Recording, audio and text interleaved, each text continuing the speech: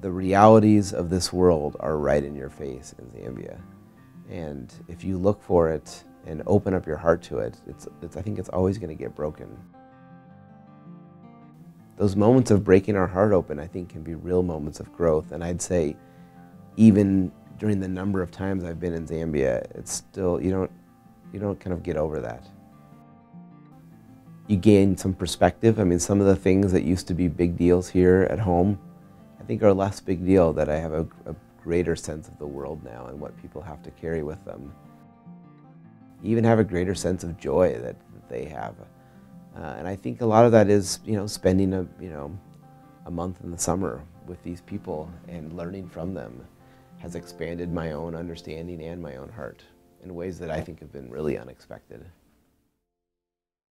Well, I think CLP as a whole, and then even more so the Zambia trip and coming to Zambezi, is molded around servant leadership and the idea that in order to really serve someone, in order to really lead someone, you need to be friends with them. You need to be accompanying them and be at eye level with them to really see the needs that they have. And in the process, you learn that you are being served, that there is so much that you need to learn. Accompaniment, I think, is the most important part of servant leadership.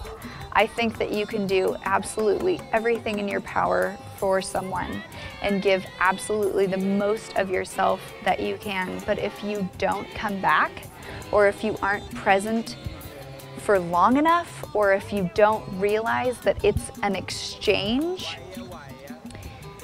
that's not true servant leadership. It's others come first, meet the needs of others, help, solve other people's issues and problems, and from there you really become a servant leader. And there are so many in this community of Zambezi that just are so apparent, from Mama Catherine, who comes and cleans our house, to Mama Kwatsu, who makes us food every single meal. Yeah, I think one of the best definitions of accompaniment is assisting Zambians to stand on their own 2 feet. It's a coming alongside others. It's a part of the journey. It's mutuality and reciprocity and serving at eye level. It looks different than having a group of people who have really great intentions swoop in on a community and help them and assist them to something great. It is really based in this idea of a long-term relationship, that we're in this together. And I'm never going to work harder than you're working on this project. And at the end, we should say, look what we've done together, not look what Gonzaga brought here.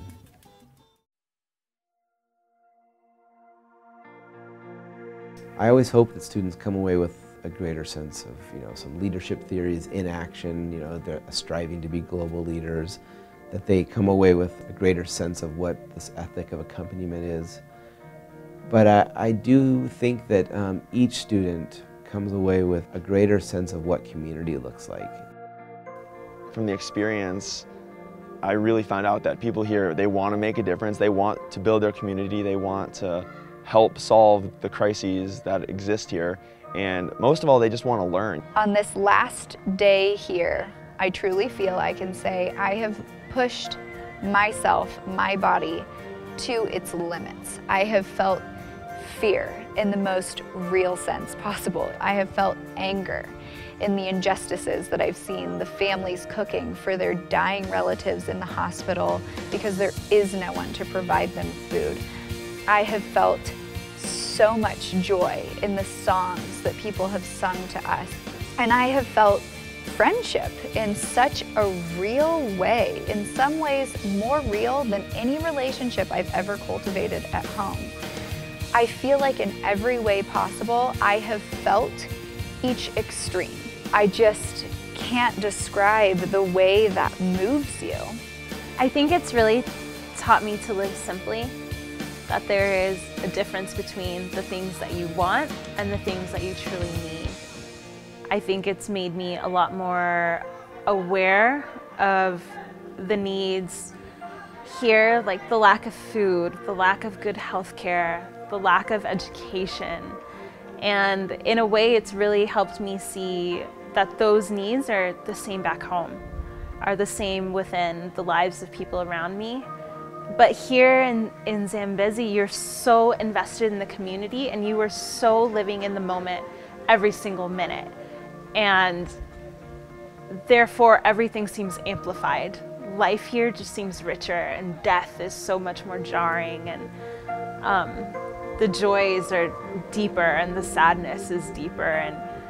And it's really taught me to live in the moment when I go back home, to not be so caught up in the future and in my personal worries, but that I need to take time to, Sean Myers would say, live within the spaces and know that everything is connected. Every life is connected, and everything that I do impacts someone else, and everything that someone else does impacts me.